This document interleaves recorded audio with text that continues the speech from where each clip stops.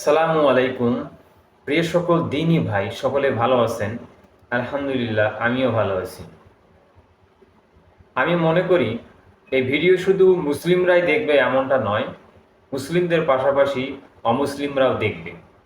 আর এটা দেখার কারণ হচ্ছে, অমুসলিমদের মাঝে পবিত্রতার বিষয়ে অনেক খেয়ালিপনা আছে এবং তারা হয়তো এই বিষয়ে জানে না যে মুসলিমরা আসলে কিভাবে পবিত্র হয়।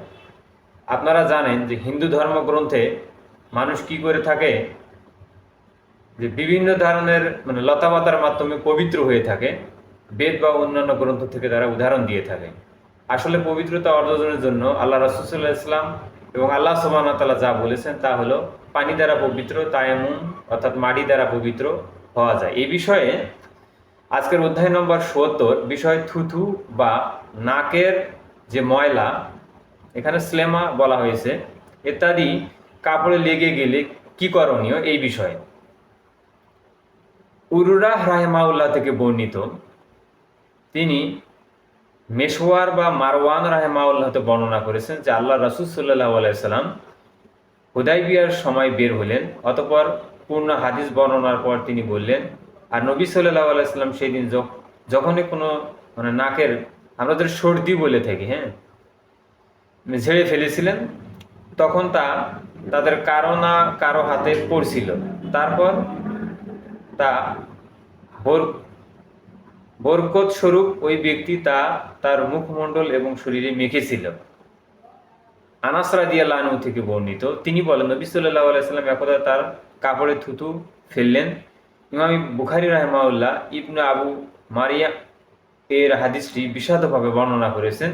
এর বিস্তারিত ব্যাখ্যা আরো পাবেন। এখানে অধ্যায় নম্বর ৭১ বলা হয়েছে যে নবীজি খেজুর, কিশমিশ এবং ইত্যাদি ভিজানো পানি এবং নেশার উদ্রেককারী পানি দ্বারা অজু না জায়েজ এ বিষয়ে আলোচনা। হাসান রাহিমাহুল্লাহ আবু আলিয়াহ রাহিমাহুল্লাহতে বর্ণিত মাখরু সূত্রে বর্ণনা করেছেন। আতা রাহিমাহুল্লাহ নবীজি এবং দুধ দিয়ে উজু করার চেয়ে তায়াম্মুম করাই আমার নিকট অধিক পছন্দনীয় বলেছেন। আয়েশা রাদিয়াল্লাহু আনহা থেকে বর্ণিত, এখানে আল্লাহ রাসূল সাল্লাল্লাহু আলাইহি ওয়াসাল্লাম বলেছেন যে সকল পানীয় নেশা সৃষ্টি করে তা হারাম। সুতরাং এখান থেকে বোঝা গেল যেসব পানীয় দ্রব্য হারামের পর্যায়ে পড়ে যায়, অনেক সময় আমরা এখন যা দেখতে পাই যে বিভিন্ন ধরনের পানীয় তৈরি হয়েছে, এগুলো অথবা দুধ, এই ধরনের জিনিস দ্বারা পবিত্রতা অর্জনের কোনো রাস্তা নেই। অতএব পবিত্রতার জন্য অবশ্যই পানি অথবা অন্য কিছু ব্যবহার করতে পারেন। প্রিয় সকল দিনী ভাই, এই পবিত্রতার বিষয়ে আমার এই ভিডিও ক্লিপের মধ্যে এতটুকুই বলার ছিল। সকলকে আমার সালাম, আসসালামু আলাইকুম ওয়া রাহমাতুল্লাহ।